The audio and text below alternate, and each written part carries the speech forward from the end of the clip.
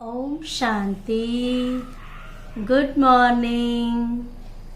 आज बाबा की 1/5/2021 की वाणी है। आज बाबा ने कहा कि सदा ये नशा चढ़ा रहे कि हम किस फैमिली के हैं, हमारा पिता कौन है, हमारा संबंध किसके साथ है और हमें कहाँ जाना है। ये याद रखो कि हम ईश्वरीय फैमिली के हैं। संगम युग पर हम ईश्वरीय फैमिली के हैं और उसके बाद कहाँ जाएंगे? हम नई दुनिया में जाएंगे। तो वहाँ कौन सी फैमिली होगी? हमारी दैवी फैमिली होगी। तो संगम युग पर ही ये सारी स्थापना हो रही है। साथ में बाबा ने कहा कि तुम्हें एक आदत पक्की पक्की डाल लेनी है जो सदा खुशी में रहेंगे। वो कौन सी आदत है कि सुबह उठते ही विचार सागर मंथन करो, बाबा से बातें करो, चिंतन करो। अमृत वेले उठते ही जब बाबा से बातें करेंगे, उसका चिंतन करेंगे तो अपार खुशी बनी रहेगी। और साथ साथ बाबा ने कहा कि हम याद करें कि जिस फैमिली के हैं हम, एक होता है लौकिक फैमिली, जिस्मानी फैमिली, ये है हमारी अलौकिक फैमिली, रूहानी फैमिली। तो रूहानी फैमिली का कर्तव्य क्या है? किस लिए बाबा ने हमें चुना है? किस लिए पसंद किया है? जिस सेवा के लिए चुना है, मेरा कर्तव्य क्या बनता है? तो आज सुनेंगे बाबा की वाणी। सार है, मीठे बच्चे इसी रूहानी नशे में रहो, इसी रूहानी नशे में रहो कि हम ईश्वरीय फैमिली के हैं। कौन है हम? ईश्वरीय फैमिली के हैं। हम अपनी गुप्त दैवी राजधानी स्थापन कर रहे हैं। प्रश्न है, बच्चों में कौन सी आदत पक्की हो तो सारा दिन खुशी बनी रहे?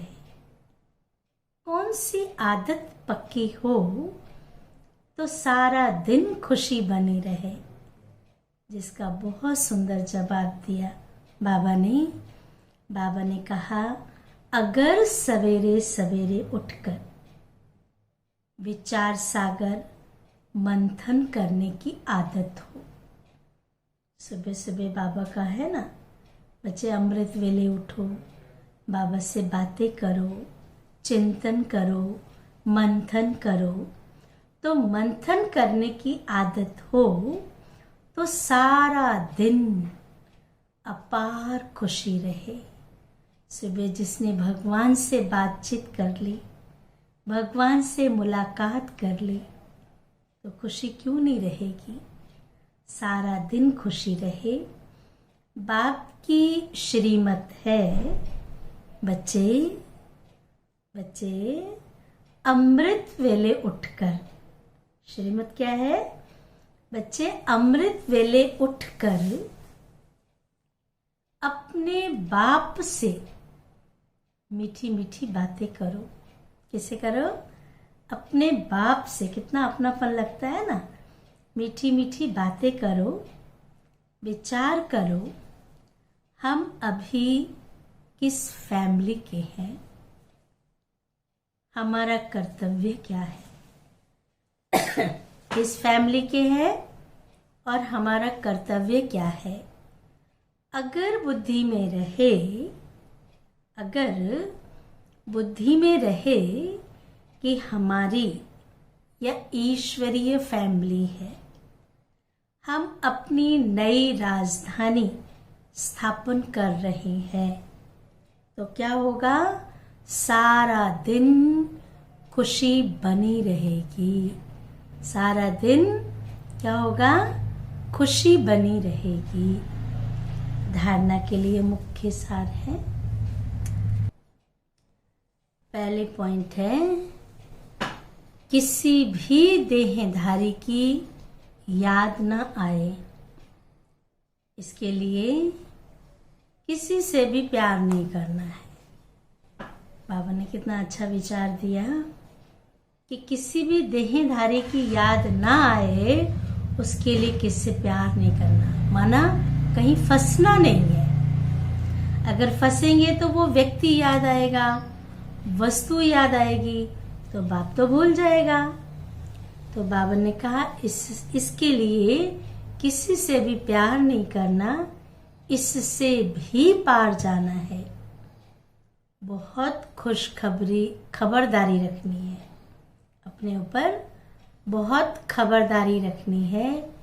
माया के विकल्पों से घबराना नहीं है। तूफान लाएगी, बहुत उथल पाथल करेगी, लेकिन घबराना नहीं है, विजयी बनना है। दूसरी पॉइंट है, ध्यान दीदार में माया की बहुत प्रवेशता होती है। कई सोचते हैं ना, ध्यान में जाएं, कुछ देखें। बाबा ने कहा उसमें माया की प्रवेशता हो जाती है। इस भूत प्रवेशता से अपने को बचाना है। ध्यान की आश न रख, उसमें भूतों की अर्थात माया की प्रवेशता होती, तो अपने आप को बचाना है। बाप को अपना सच्चा समाचार देना है। जो भी बात है अच्छी है बुरी है, सब बात बाबा को सच्चाई से सुना देना है। वरदान, बहुत सुंदर वरदान है, सभी ध्यान से सुनेंगे। शक्ति रूप की स्मृति द्वारा, शक्ति रूप की स्मृति द्वारा पतित संस्कारों का नाश करने वाले, ध्यान से सुनेंगे, पतित संस्कारों का नाश करने वाले काली रूप भव। इसका विस्तार है, सदा अपना ये स्मृति स्वरूप स्मृति में रहे। सदा अपना यह स्वरूप स्मृति में रहे कि मैं सर्व शस्त्रधारी शक्ति हूँ। क्या याद रहे? मैं सर्व शस्त्रधारी शक्ति हूँ। मुझ पतित पावनी पर, ये सभी ध्यान से सुनेंगे, मुझ पतित पावनी पर कोई पतित आत्मा के नजर की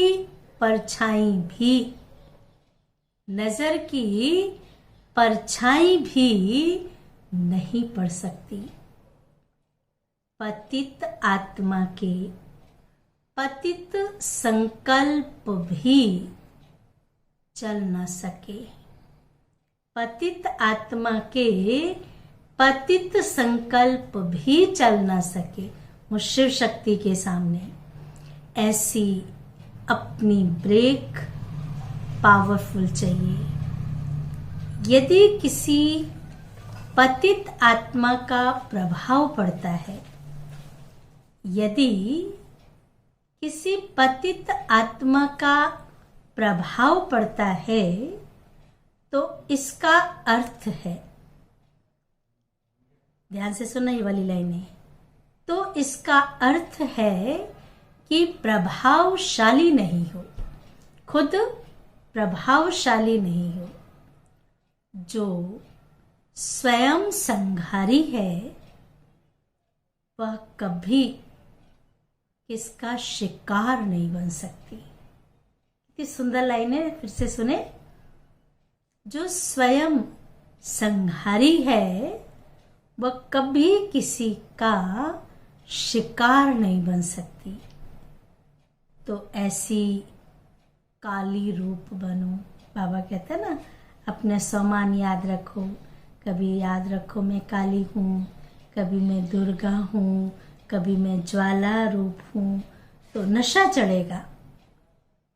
तो ऐसा काली रूप बनो जो कोई भी आपके सामने ऐसा संकल्प भी करे। ये लाइन बहुत ध्यान से सुनना। तो ऐसा काली रूप बनो जो कोई भी आपके सामने ऐसा संकल्प भी करे तो उनका संकल्प मूर्छित हो जाए। उनका संकल्प मूर्छित हो जाए। जैसे उदाहरण, भक्त लोग पापी, कपटी, विकारी, चोर, लुटेरे कैसे भी आत्मा संस्कार वाली होती है, लेकिन मंदिर में जाते ही, मूर्ति के पास जाते ही उसके संकल्प वहीं स्टॉप हो जाते हैं। क्या सोच करके जाते हैं और वहां जाते ही उनकी वृत्तियां चेंज हो जाती है। चाहे वो टेम्परेरी हो, चाहे वो थोड़े समय के लिए हो, लेकिन उस मूर्ति, जड़ मूर्ति के अंदर इतनी पावर है, इतनी शक्ति है, इतनी वो पावरफुल ब्रेक है उनके पास कि सामने वाले का संकल्प वहीं स्टॉप हो जाता है। जाते उनकी नजरें झुक जाती हैं, आंखें बंद हो जाती हैं और ये भूल जाते हैं कि किस लिए हम आए थे। मंदिर में जाने के बाद, संकल्प करने के बाद बहुत सारे संकल्प कर देते हैं। भगवान ये तन भी, मन भी, धन भी, जन भी, सब कुछ तेरा, तेरा तुझको अर्पण, क्या लागे मेरा। और मंदिर से बाहर आते ही क्या होता है? सब बदल जाता है। तो स्थान पे, मूर्ति के पास जाते ही उनके संकल्प मूर्छित हो जाते हैं। स्लोगन है, रॉयल रूप की इच्छा का, ये लाइन ध्यान से सुनना स्लोगन की। रॉयल रूप की इच्छा का स्वरूप क्या है? वैसे तो हम कहते हैं हमें अच्छा नहीं, इच्छा नहीं है, अच्छा लगता है। इच्छा नहीं है, अच्छा लगता है, इसका मतलब क्या है? कहीं न कहीं सूक्ष्म इच्छा तो है ना। तो बाबा ने कहा रॉयल रूप की इच्छा का स्वरूप नाम, मान और शान है। नाम, मान और शान है। इससे न्यारे बनो। और जब तक न्यारे नहीं बनेंगे तब तक प्यारे नहीं बन सकते। ओम शांति, ओम शांति, ओम शांति।